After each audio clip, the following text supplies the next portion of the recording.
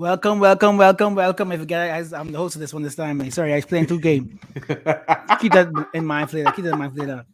Guns and Grammys. And this episode actually supposed to be for something else.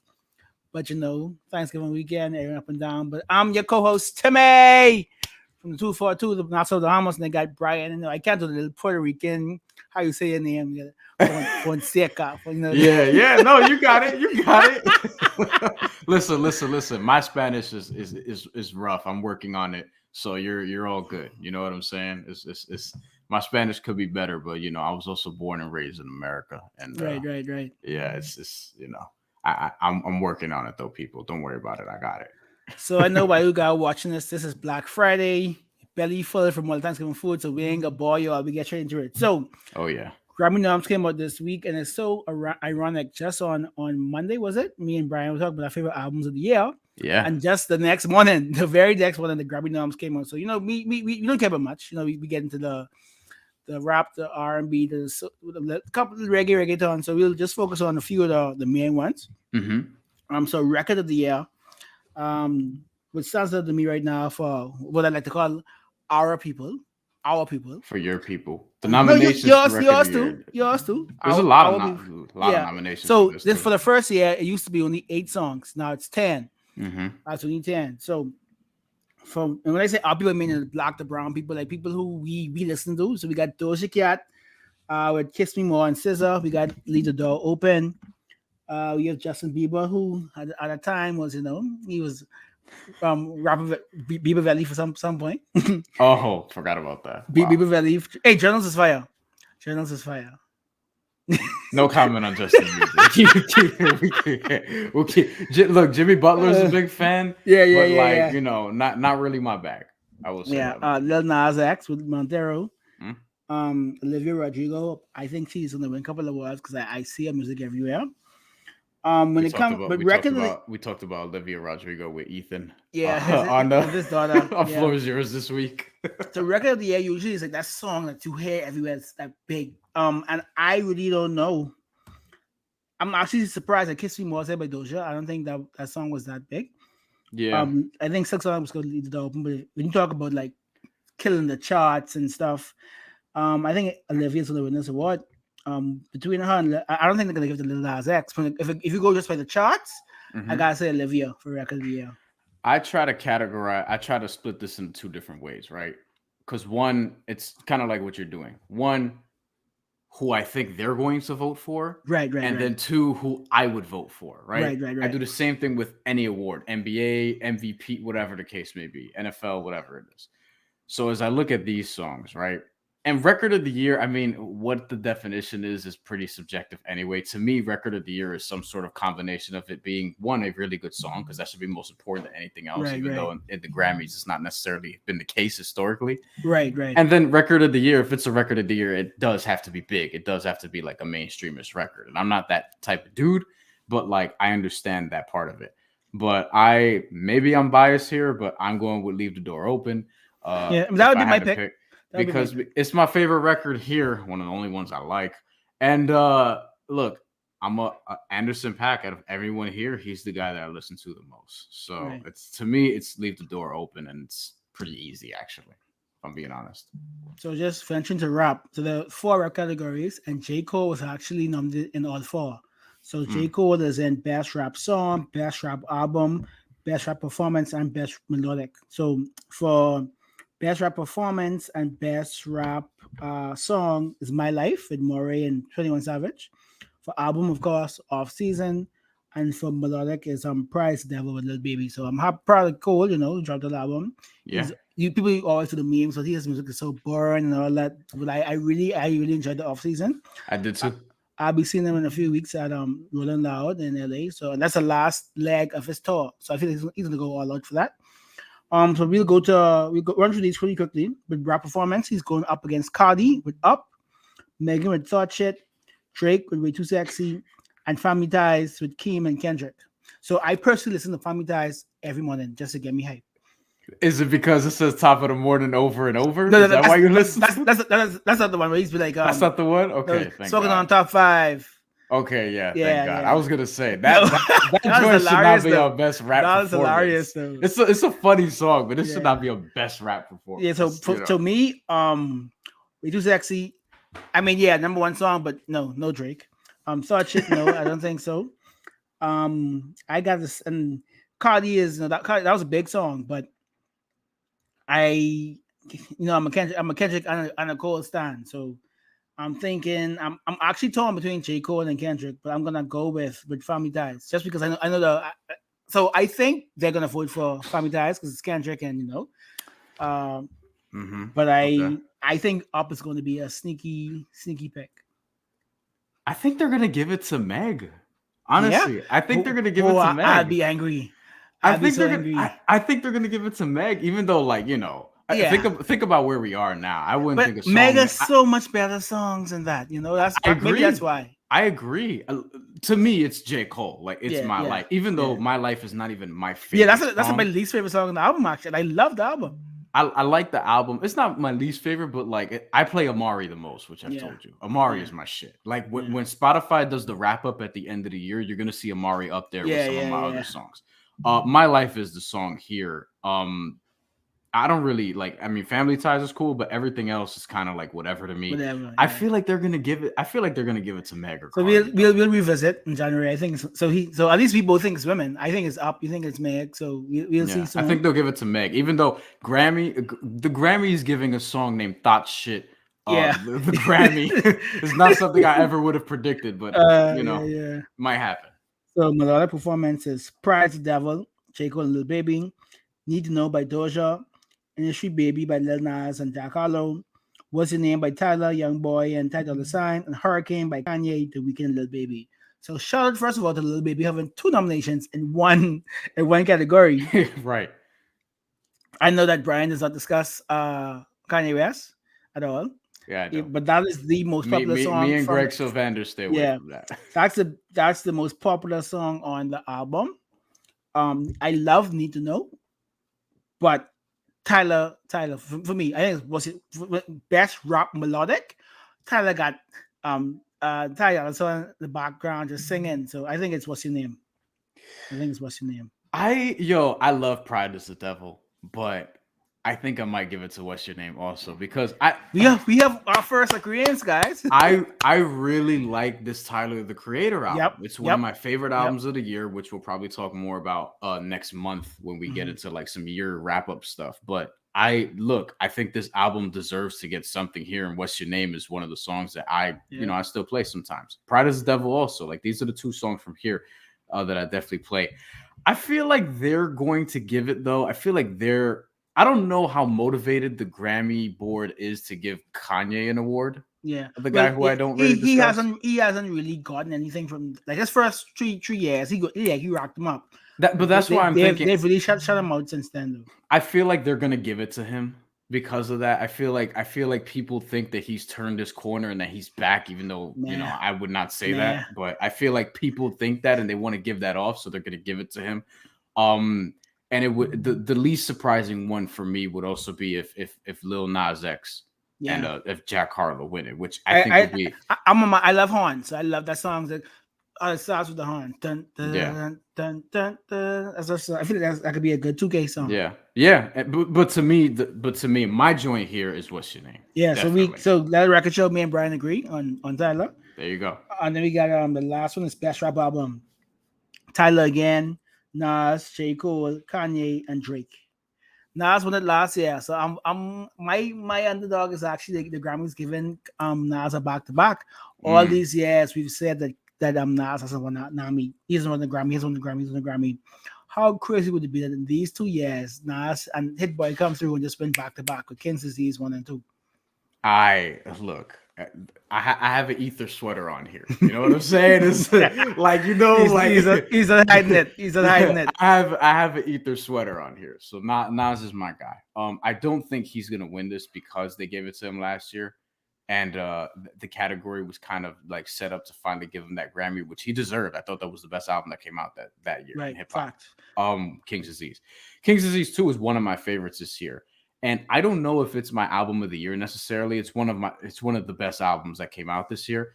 But off this list, I would say to me it's my favorite. But if you wanted to tell me that the off season was better, I probably wouldn't fight you on it because I think the off season is really good. To me, it's my favorite J. Cole album since Forest Hills. maybe since Forest Hills. Yeah, because I like it Same, more than same, KOD. I same, definitely like it more same. than KOD. And For Your Eyes Only. And I like it more than 4 Yards Only. And I like it better than what was the second joint that he dropped that was mad long? Born Sinner. Yeah. I like it better than that one too. It's tighter. It's just, he's really focused and things of that nature. And Tyler the Creator's album, like if he got it, I wouldn't be mad at it either. Drake and Kanye, I don't think those are like album So of the year. what I like is that 3 of my 4 favorite rap albums are actually in this, which is Cole, Nas, and Tyler. My 4th being Isaiah Rashad. So Okay. I'm actually pretty, and of course Kanye and Drake had to. They're like the two, so they had to be in it. So it's what I expected. I actually didn't think they'd actually get Tyler a nomination. So I'm happy for him. Mm-hmm. So between Nas and like I say, between those 3, if Tyler, Nas, or J. Cole win it, I'll clap for any, Yeah, me too. I think it should be one of those 3. I would probably lean towards Nas as having the best of the 3, but again, I wouldn't be mad at it if they gave it to Cole or Tyler because it's neck and neck. Like they're all very close. When you get to talking about who's the best, you're splitting hairs. I actually think though that they're going to give it to probably I think they could give it to J. Cole. I could see that. I don't think they're going to give it to Nas necessarily. I think Tyler's there out of respect, but I don't know if they'll give it to him. It'd be great if they did. I feel like Kanye's going to get one of these. You know what I mean? I just feel like they're going to give it to him because they feel like they owe him and they don't. To our next category, which is the last one for this segment, best rap song. So he has Jail with Jay-Z. You have My Life Again. You have Best Friend with Sweetie and Doja. Family Ties again, and Bar Stars with DMX and Nas and Jay-Z. Recipes DMX. I actually didn't really like the Bar Stars song. It was like, maybe maybe it was too soon after his death. I didn't really dive into the album. So maybe it's also a very rugged song. Like I like it because of like the sound of it or whatever. I don't, but it's I don't play it that much either. But I just don't think posthumous things like they're tough. They're tough. So this is actually the one where I think they actually give to Kanye. I think this is the one they give to Kanye. Jail. Okay. You know what though? I think I could see. To me, the song that I like most here is My Life. Yeah, it's probably My Life and then Bath Salts. Bath Salts, which Nas has a very good verse on. Jay-Z has a good verse on. It's nice to hear DMX, and I think that I could see the Grammys giving Bath Salts the song because 1, DMX is dead. 2, imagine them giving Jay-Z and Nas a shared Grammy. You know what I mean? Like I can see them sort of politicking it that way, and I wouldn't be mad at it because it'd be earned in this case. And then, but I honestly think that they're probably going to give it to Best Friend. I think they're going to give it to Sweetie and Doja. Listen to me, Bryan. If Sweetie and Doja win Best Rap Song at the Grammys, I am going live that night. Listen to me, Bryan. There's no way that Grammy boy is going to vote Sweetie and Doja. I would go live. But you know what I'm saying though? You could totally see them giving it to them, right? I don't think this is the best song here, but it's a song like for Instagram, for TikTok, and all this shit. Yeah. Like it was that kind of hit. They probably want to give Sweetie a Grammy because I don't think she has one yet. No. This is the first nomination. Yeah, like I think that people would want to sort of crown her in that way, and a lot of people like Doja Cat, so there's that also. I'm a Doja fan. So Atlantis every year does like a New Year's concert. Okay. Doja is the concert for this year, so Doja's gonna be in New Year's Eve doing like. Are you going? I don't know yet. I have to see how I don't know yet. But I fucks with Doja. My wife likes Doja, so we might. Depends. I thought she was cool in that episode of Dave that she guest started. I don't really listen to too much of her music, but I've caught wind of several joints. But to me, what I think they're going to do is, I think to your point, they could give it to Kanye. I also think that they might give it to Sweetie and Doja Cat, and I would like to see DMX get it for that song, even though I wouldn't call it like an all-time great DMX song. Mm-hmm. Like it would be the most meaningful, the best story out of everything here. Right. So, guys, let us know in the comments what you think at the Grammys for these. And let's go. The other part, I'll throw it to Brian for the other part of our show, the guns. Last week it was cocaine. This week is the guns. Dun, dun, dun, dun, dun, dun, dun. It's still cocaine though, when you really if you really think about it. Look, we're gonna talk about Narcos episodes 3 and 4 quickly, and we're gonna just breeze through this because like when I'm done and all caught up, we're going to have like a bigger, probably specific, in depth, yeah, probably like a specific Narcos season review or whatever. David is catching up, so hopefully this goes 1 year out the other. Our producer here. So, episode 3 was called Los Juniors, directed by Wagner Moura, who and that's a very important name. Yeah, who played Pablo Escobar in the original Narcos Colombia, before they ended up going to Puerto Rico, before they ended up going to Mexico. People are not involved here. You're gonna talk about, right? People are not involved here, except in episode 3. Oh, and by the way, if you're watching, spoiler alert. Just fast forward. Skip to the end. You know what I mean? But if you've seen Narcos, or if you don't care about spoilers and just want to hang out with us because you love the show, stay with us. Bad Bunny, speaking of Puerto Rico, he's a narco junior playing Arturo Kitty Baez. Kitty, that's such a gangster name. Gangsters always have like the opposite. Kitty. Yeah. He's in this scene in the beginning where, first of all, he's trying on all these different clothes, and Andrea Nunez, the narrator, is telling us stories about like what the narco juniors do and how they sort of come up, and he's basically driving with these 2 women in his nice ass vehicle with the top down, pulling up to this club. Some guy walks out, greets him, gives him a gun. Bad Bunny goes in. That was so smooth. That was literally a walk in, get the gun, go hop in the backseat, tell the gal drive. Yeah, and that was it. And then get back in the car, and like I thought that was just noteworthy because Bad Bunny actually he's a mass murderer apparently, and a hitman in the show. He's playing a good character though, so we'll get to him in a little bit. The big thing though from episode 3, goddamn this shootout. We texted about it already. Yeah, but man. Let's set this up. Palma, Azul, and El Chapo, they want access to the American border, so they're trying to cut a deal with the Arellano Felix brothers. Chapo didn't like the deal, as you can tell. And I was like, there's no way Chapo is this like aggressive. There's no way he's this aggressive. So I'm watching it like, okay, maybe they come to scare them. Maybe they just want to make a scene. There's no way. And you got to back up. It was actually his birthday party he was invited to. So yeah, that's where we're going. Yeah. The birthday so I'm party. like, there's no way he's this aggressive. It's Benjamin Arellano Felix's 40th birthday party. Right. And they have like this nightclub / hall type of deal. Like it's a very nice establishment. And Chapo like is invited to the birthday party with Azul, and so he again didn't like the deal when they had this meeting on the boat.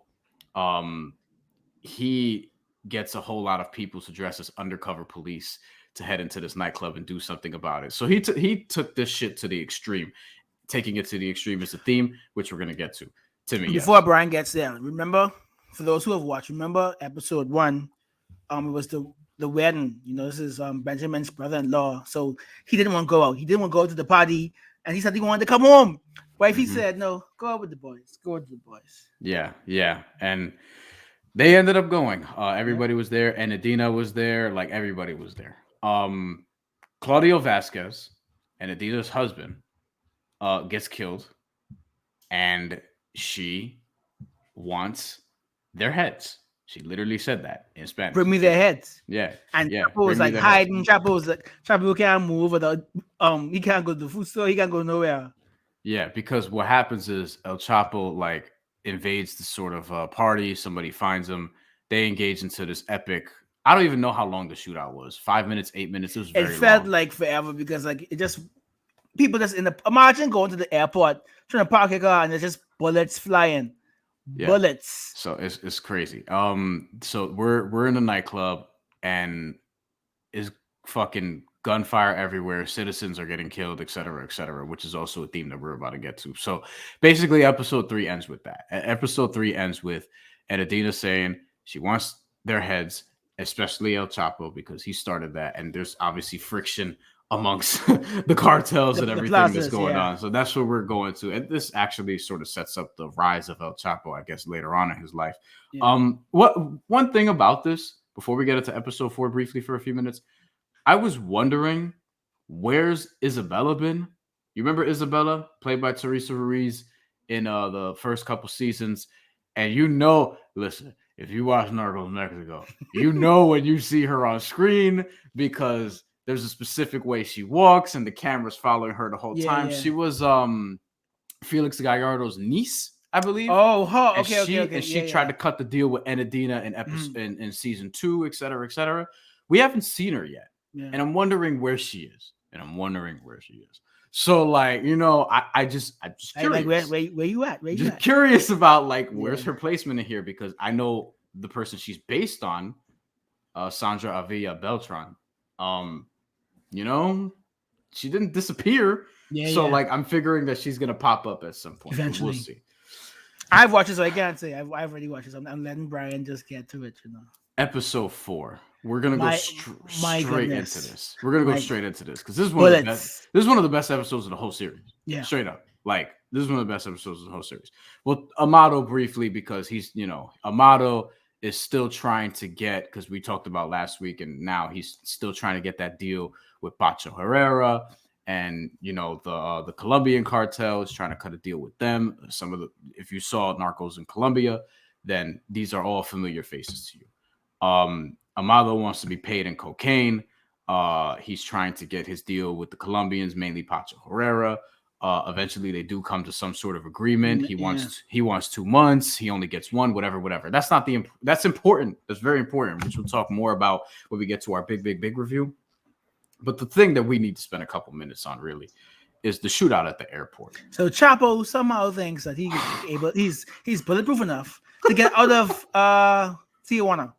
So he gets some undercover police to get him there. But where it gets back to Arianos, and I'm like, listen to me. So I think their head honcho is Baron. Baron is their head shooter, and Baron is a bunch of guys. Like one of the like the juniors of the crew say, "Hey, isn't that Chapo?" And I mean a rain of bullets. And it's interesting because, like, the Tijuana cartel got these dudes, and Andrea explains the backstory of how, like, they actually came from San Diego, and so you see them speaking in both English and Spanish, or whatever the case may be. They got the long white socks that that dudes actually wear out in California or whatever. That's the style, like they're doing that down in Mexico. So, and I looked that dude up. Apparently, he is based on a real person. So wow.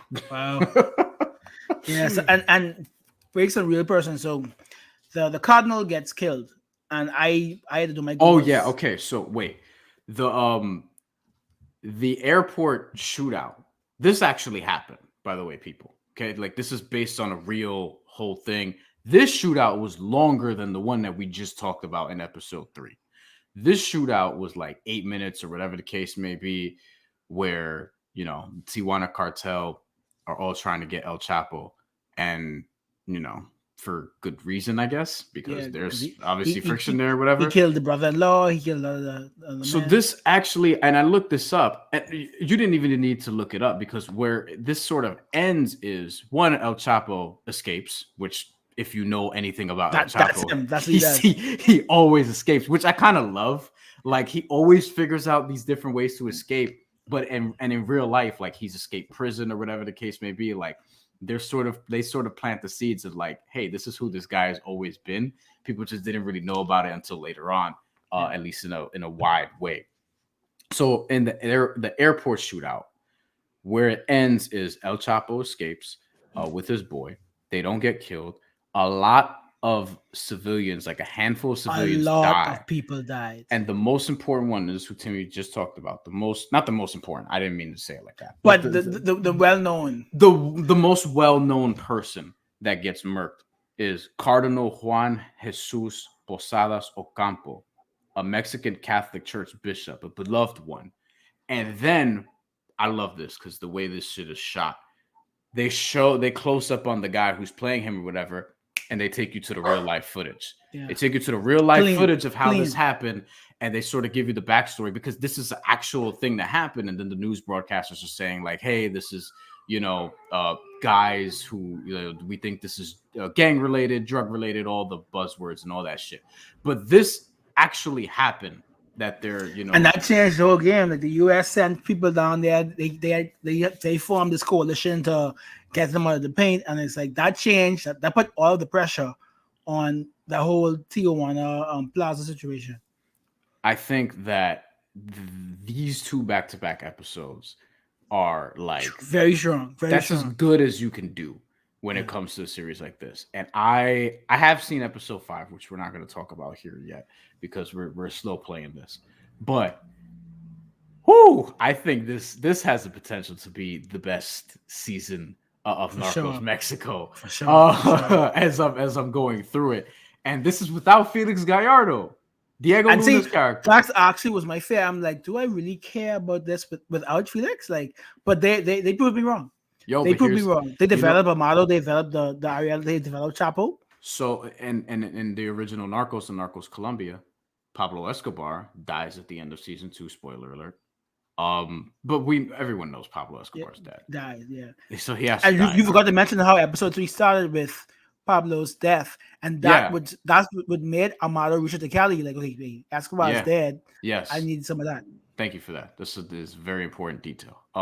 Because Amado is trying. You see this in Narcos Colombia too, where Amado is trying to get. Well, we're not focusing on Amado necessarily, which we're eventually gonna do, because we wanted to focus on more so El Chapo and that conflict because of just how all that shit plays out. But as far as Amado goes, yes, like that's important because he sees opportunity now that Pablo Escobar is dead.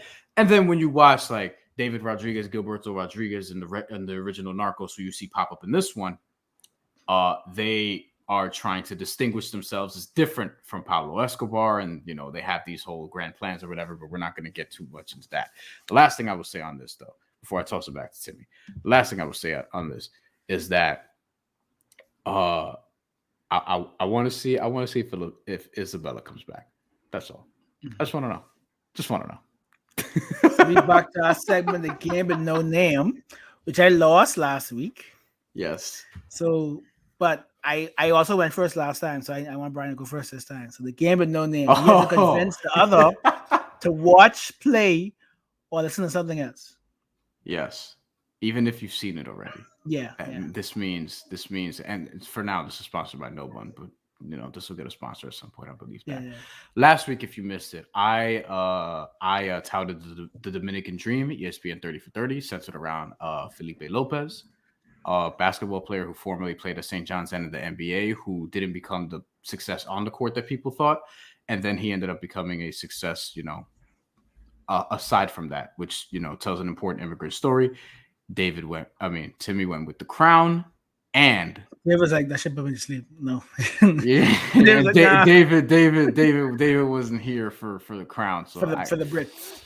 I'm going to start this time because Timmy wants to get the response. So I guess this is a winner's ball, if you want to call it that.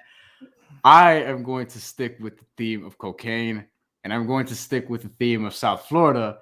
And I'm going to tell people, if you have not seen Cocaine Cowboys yet on Netflix, oh my God, what are you doing? So listen, this shit was so good. I'm not going to spoil it. It was directed by Billy Corbin, who's talked about this on Le Batard Show. If you listen to Le Batard Show, that's another South Florida tie that I have. Le Batard is my guy, and I actually met him when he did come up here to New York 2 years ago. I listen to this show damn near every day. So when I heard about Billy Corbin doing a documentary about Cocaine Cowboys and cocaine in Miami, I was all in. It is one of the craziest, nuttiest stories ever. I've told so many people to go watch it just in my personal life, Timmy included, which he has watched. I think. Yeah, I'm like one episode out. I'm like saving it. But it was so good. It was so good. It's a cocaine, Miami, all the stories about all these people being crooked and everybody lying to each other and all this shit. It's just very captivating. All the shit that captures us as people on this land who just love lying and drugs and all this shit. And it was so good. I only planned on, because Billy Corbin said on Le Batard Show, watch it in 2 episode intervals. Watch 1 and 2, take a break, 3 and 4, take a break, 5 and 6. In one sitting on a Sunday rare Sunday where I didn't have much to do, but I like to stay busy. I saw 1, 2, 3, 4, and 5. And the only reason I didn't see episode 6 was because it was almost 2 a.m. And I was like, all right, let's finish this tomorrow. But I was hooked. Pitbull does a theme song. There's quite a few songs that I downloaded off the soundtrack. The soundtrack is great. It's very Miami. And Billy Corben like really, really understands how to tell these kind of stories. Like he's even said, like, look, I might be a one-trick pony, but this is my bag. The Miami, the cocaine shit or whatever. So my choice here is Cocaine Cowboys, a 6-episode series on Netflix that y'all need to go see. So I'm among the people. And since we're talking about cocaine, I'll stay on cocaine. Snowfall. So when you have a show called Snowfall, you might just think of some Russian thing. No, Snowfall, snow being cocaine. Created by John Singleton, rest in peace. You guys are known for his Boys in the Hood. So Snowfall, he takes us back to that 70s, 80s, LA palm trees, dope smoking. You got the old 60s, the Pontiacs, you know. This guy Franklin. So Franklin was a genius in school. Didn't really want to go to college. So he used to sell weed for his uncle. And you know, his uncle had one rule: I will not sell cocaine. That's for the white boys, that's for the Spanish boys. I will not sell cocaine. I will not. But like, you know, Franklin's a brain. He's a brain. He's like, but Unc, we could like make like 10 times as much as we make it now if you sell the coke. He gets into it. He's very, so I like character development. In the first, it's like literally if I tried to go sell cocaine right now, it's the first season. So the first season you're cringing because you've watched enough dope shows and you're like, wait, you don't do this, you don't do that. So he had a friend a rich friend who used to shoot pornos up in the hills. He went by him and he had coke one time and he realized this guy's a supplier. This guy's a gun runner and a cocaine supplier. He told this man, look, give me a key. I'll sell this for you. And if I do it for you, you gotta start supplying me. And this man was like, you know, he's Italian. He got his belly out, white hair, you know. And he in one season he goes from just selling weed till he gets a club. He starts selling cocaine. But the biggest thing, and this is also kind of real life, you know, type of thing. The USA, what is Nicaragua? The USA was funding the war in Nicaragua. So they was giving the drugs to the guys in LA to sell and using that money to buy guns from the same guy who sells the cocaine to fund the war in Nicaragua. So it's like real life ties. Franklin has one of the greatest quotes. You've probably seen him told before. I built this shit brick by brick. I'm sure you've seen it before. So like, man, it's not as I like to say as legit as Narcos as actually happened, but it's based on that era in LA of cocaine selling, black versus white versus Spanish. Like it's on, you know, like I say, if you really, and I mean, I love the LA vibe, the cool Ice Cube type of rap music. So yeah, man, Snowfall is on season 5, and Franklin goes for this nerdy like college guy to being, and he's younger than everybody, but he's walking the rooms. You got these older men like bowing down to him. He has the FBI begging him to sell coke. Like it's insane. This is a semi spoiler, but it has one of the craziest torture scenes I've ever seen in my life. They made this dude snort cocaine for 5 days. I've never seen they made him snort cocaine for 5 days. He got heart damage. And like, so imagine you literally handcuffed and you're forced to snort coke for 5 straight days. And he just like this. He just. David, what do you think? Yeah, we're come legislate this. You're on mute, behind you, David. Sorry, gentlemen. There we go. All right. Listen, Bryan, what a great, week 2. You can just come out of the gate strong with, I'm a South Florida guy, grew up in the 80s, and then you come up with Cocaine Cowboys. I'm like, oh shit, that's really good. It's gonna be tough. That's obviously, Billy Corben does it great. He did the U 30 for 30, like you said, that's his wheelhouse. And those stories, the way he kind of keeps you on edge for the whole thing, that's definitely must see. And I actually haven't seen Cocaine Cowboys yet, so wow. But I wasn't on the fence with it. I already had planned to. So Timmay comes out with another cocaine out of left field with Snowball. And then he says John Snowfall, Singleton, yeah. Snowfall. And I'm like, John Singleton, one of the greatest storytellers, of the last 30 years in terms of like coming of age stories, where you think that things are going to go well for these characters in these stories. And there's a lot of tragedy. There's a lot of mixed emotions. And a lot of the things that he tells are so, they parallel real life so well. And the way that, you kind of wrapped it up with the whole torture thing, because it doesn't seem so straightforward. A lot of the John Singleton stories, you can kind of see the path a little bit. And you sort of know like when the characters are about to do something really bad, despite that build up. I got to go with Timmay on this one. I'm going to give it to Timmay. You convinced me, brother. So I'm going to be checking out Snowfall for sure. So you evened it up despite a strong coming out with Cocaine Cowboys. I'm gonna give this one to you, Timmy. One for one. I like it. I like it. I like it. 1-1. Okay, fine. Yes. We'll...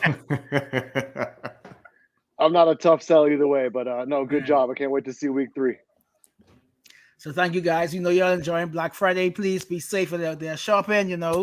I already put in my order now to go buy my daughter some toys for Christmas. So I'm doing my Black Friday shopping virtually. So if you can, but I'm happy to see that there hasn't been a lot of like stampedes and stuff over the years. I think we as a people we've evolved from that.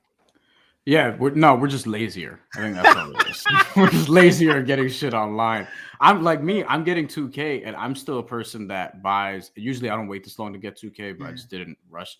So I'm actually playing 2K now, guys. Waiting for you to come on. So I'm actually playing it like right now. I'm gonna do it right off of this. I'm gonna buy it and probably play it. But my thing is, and I'm gonna play Battlefield. But my thing is like, I'm usually the person who like goes to buy actual physical video games because I do still trade them in. Yeah. I think I'm just gonna get 2K virtually this year. This was my first ever time buying 2K virtually, and my friends would be like, "Why?" I collect vinyls, I collect CDs, I like to collect stuff, but I didn't want to do that this time. So this has been 2 weeks. So let us know in the comments, and as probably like to say, be respectful. Yes. Be respectful. Let us know how you feel. No Instagram DMs, please. Don't slide in Bryan DMs. So welcome to Bahamarican, and I don't want you to think we just like cocaine. Eventually our shows love different topics, but right now in the fall, we got a lot of this type of shows going on. So stay tuned for more. I can't wait to see what we do in December. Yes. And enjoy the rest of Thanksgiving holiday.